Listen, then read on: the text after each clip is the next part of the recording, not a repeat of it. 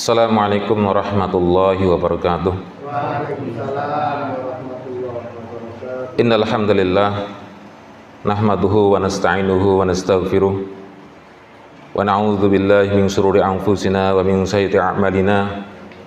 May yahdihillahu fala mudhillalah wa may yudlil fala hadiyalah. Asyhadu an la ilaha illallah wahdahu la syarikalah wa asyhadu anna Muhammadan abduhu wa rasuluh la nabiyya ba'dah. Allahumma sholli ala Muhammad wa ala alihi wa ashabihi ajmain, amma ba'd. Hadirin jamaah Masjid Nurul Ukhuwah yang dimuliakan Allah Subhanahu wa taala. Alhamdulillah, kita bersyukur pada Allah atas nikmat yang Allah berikan kepada kita. Kita telah ditidurkan oleh Allah Subhanahu wa taala tadi malam. Kita dimatikan untuk sementara waktu, kemudian kita dihidupkan kembali oleh Allah Subhanahu wa taala, dan mudah-mudahan masih dalam kondisi beriman kepada Allah Subhanahu wa taala. Amin. Hadirin yang dimuliakan Allah, setiap manusia pasti memiliki daripada hajat dan mengharapkan hajat-hajat ini dipenuhi oleh Allah Subhanahu wa taala.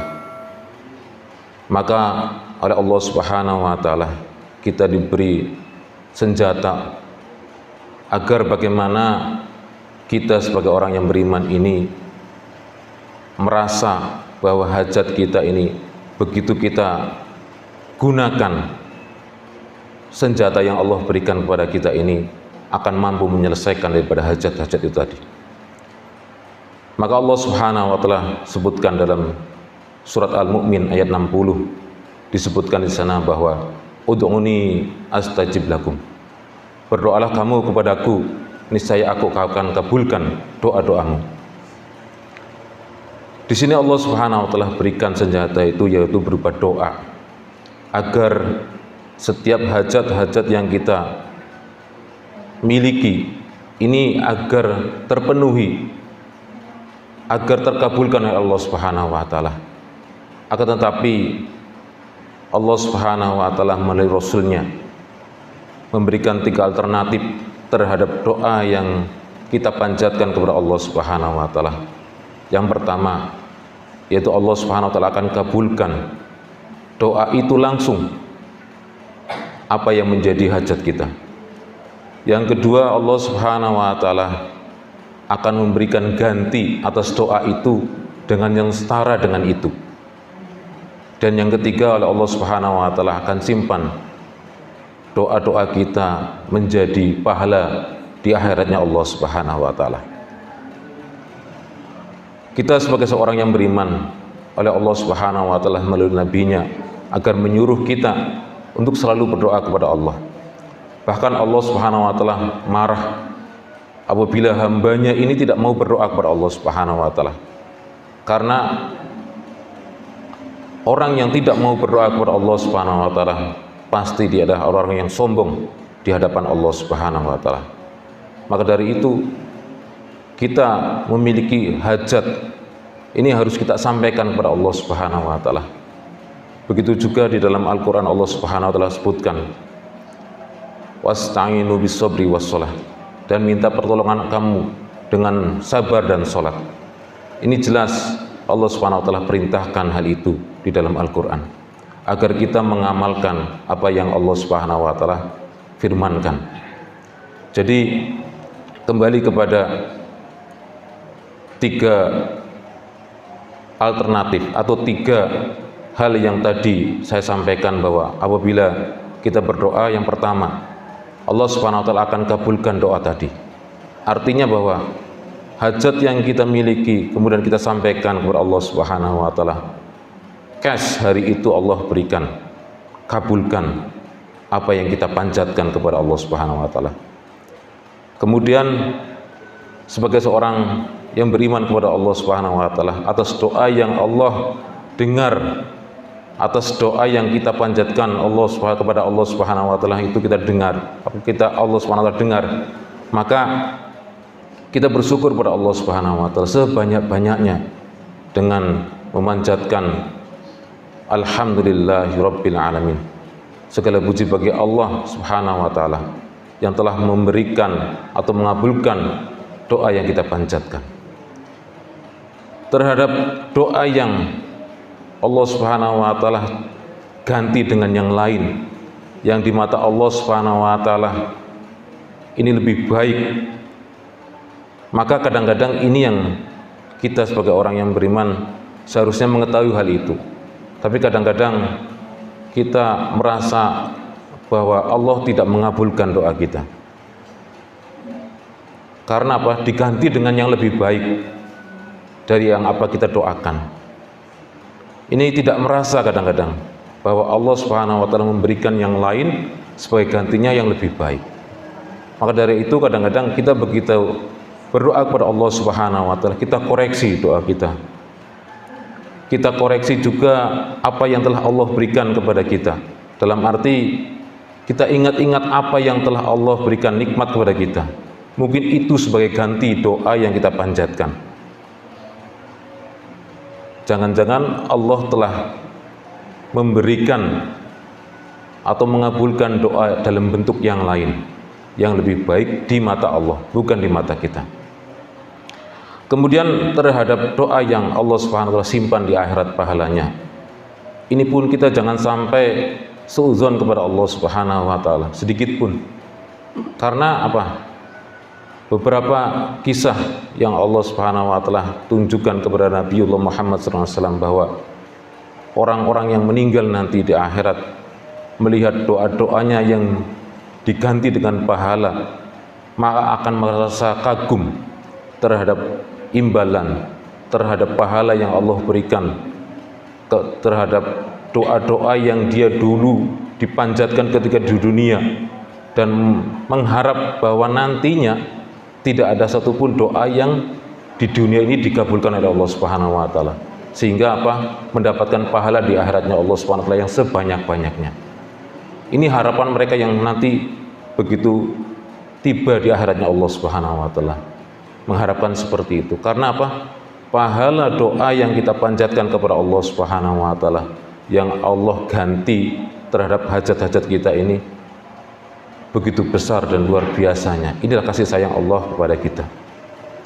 Jadi bapak-bapak yang serta ibu yang dimuliakan Allah Subhanahu wa taala, bahwa sekali lagi kita jangan sampai meninggalkan senjata, yaitu berupa doa yang Allah berikan kepada kita, agar diri kita ini selalu memanjatkan doa kepada Allah Subhanahu wa taala, dan Allah Subhanahu wa taala tidak akan pernah menutup daripada pintunya untuk dimintai selalu oleh manusia, apalagi sebagai orang yang beriman.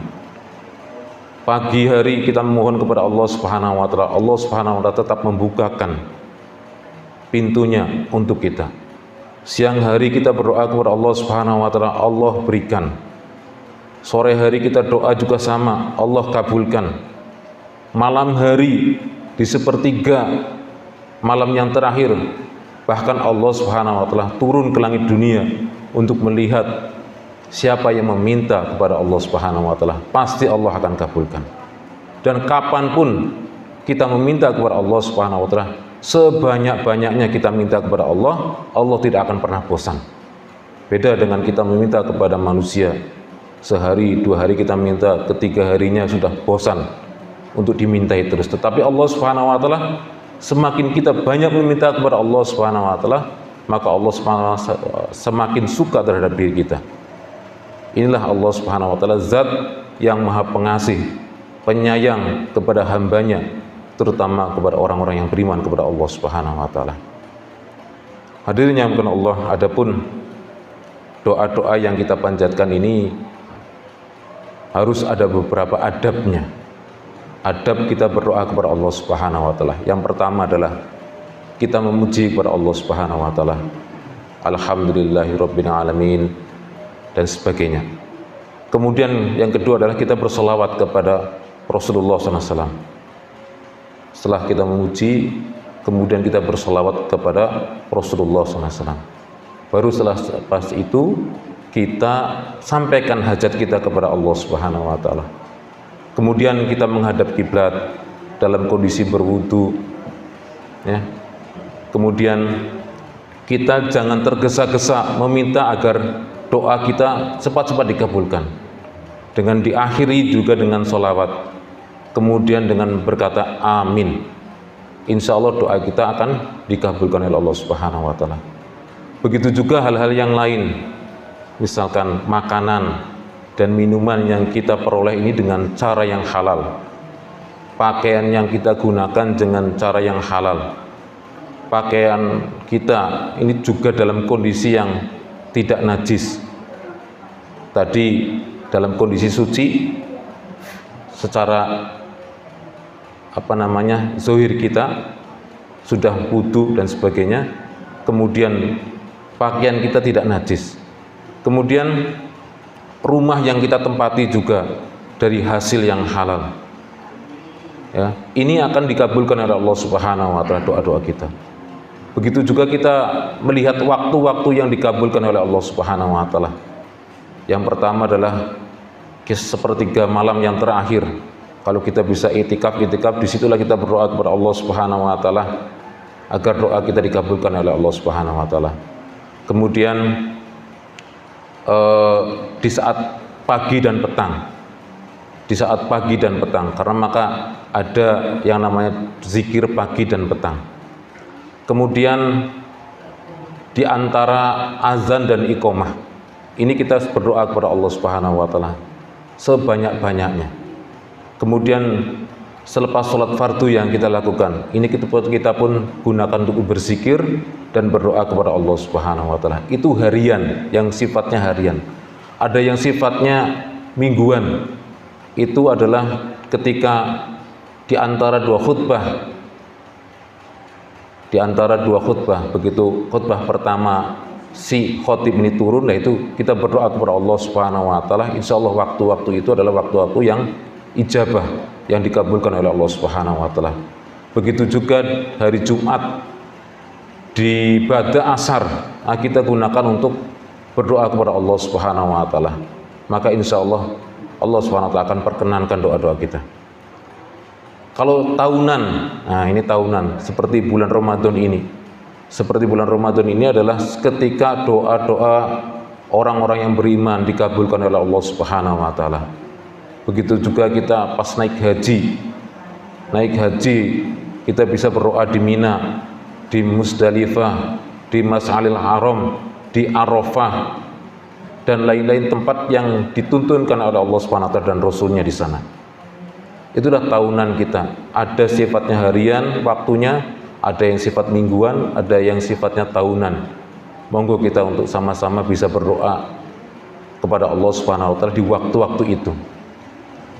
Kemudian hadirin yang berkenan Allah Subhanahu wa Ta'ala, sebab-sebab terhalangnya kita doa kepada Allah Subhanahu wa Ta'ala adalah yaitu tadi dengan kita menyekutukan Allah Subhanahu wa Ta'ala. Kita berdoa kepada Allah Subhanahu wa Ta'ala, di sisi lain juga kita menyembah yang lain. Ini adalah menyekutukan Allah Subhanahu wa Ta'ala.